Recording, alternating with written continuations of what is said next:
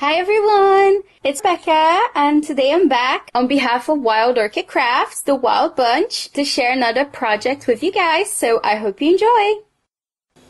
Hey guys, so today's project is my Design Team monthly challenge for the month of January, and the challenge was transform something into something else. So I started off with this badge. It's just this birthday badge that I had hanging around for a while. I was ready to throw it away, and then I realized that I could use this to create something else. And so what I did was I just peeled off the badge from its original paper, and then I wrapped it with some cardstock that I had, and that was the base for this project. I then created 6 circles, and so I used cereal boxes for the circles, and I then cut out the circle in the pattern paper and covered those as well. Then I just punched out holes here on the top on every layer and also on the base, which is this right here. And then I decorated each of these circles to create a page for a calendar. So I decorated this whole entire calendar with a lot of Wild Orchid Crafts products. And as always, I will have all of the product codes down below in the description box so that you guys can go and check it out in the Wild Orchid Crafts website.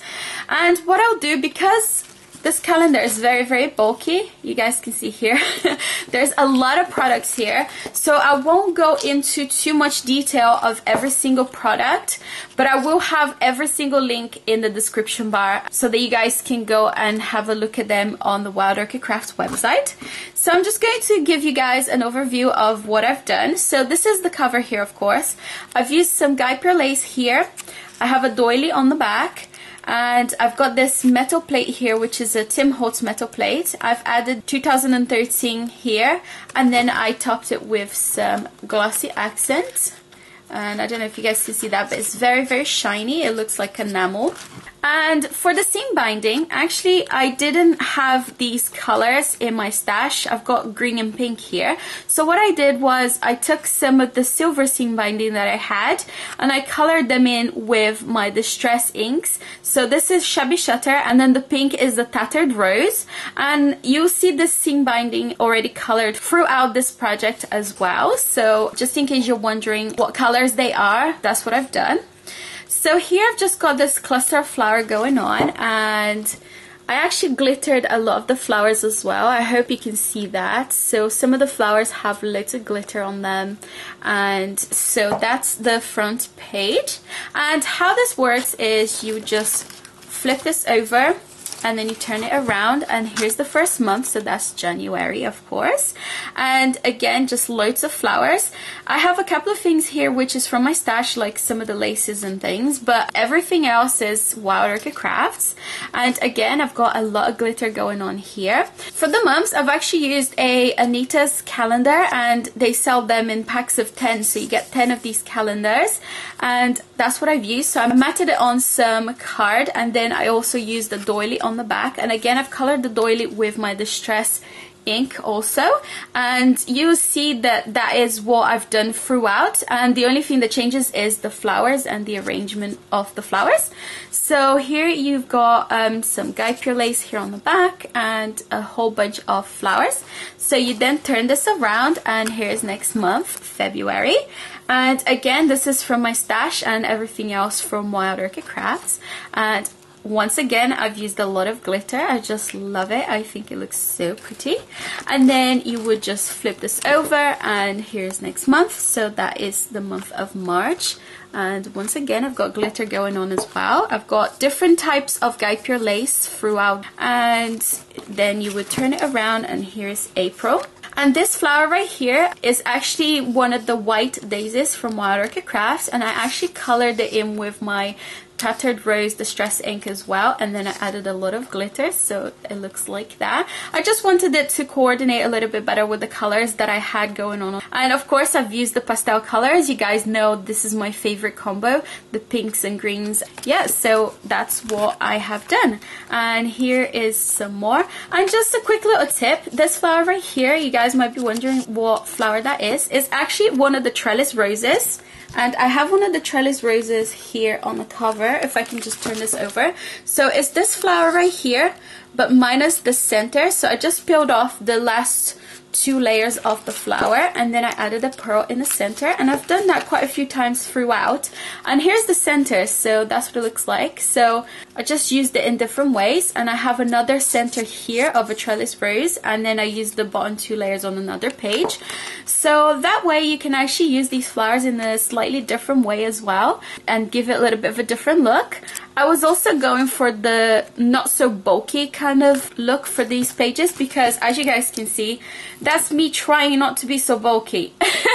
So you can imagine how it would have looked if I didn't try and flatten things out. So anyways, I've got some more seam binding going on here, and some little flowers and some more lace. And then turn this around, and here is June. And I've used pretty much the same products throughout, just different colors of the flower, different variations, and different types of Guipure lace, and of course the seam binding, little bows. And so I'm just going to try and be a little bit quick here, because otherwise this video would be extra long. So here's the July month, and a lot of glitter once again. And here's that trellis rose. I actually used different sizes of the trellis rose. I've used the pink and the green pack, and I've also used them in the different sizes. So that's what you get. You get like a different look. And here's another center for trellis rose as well.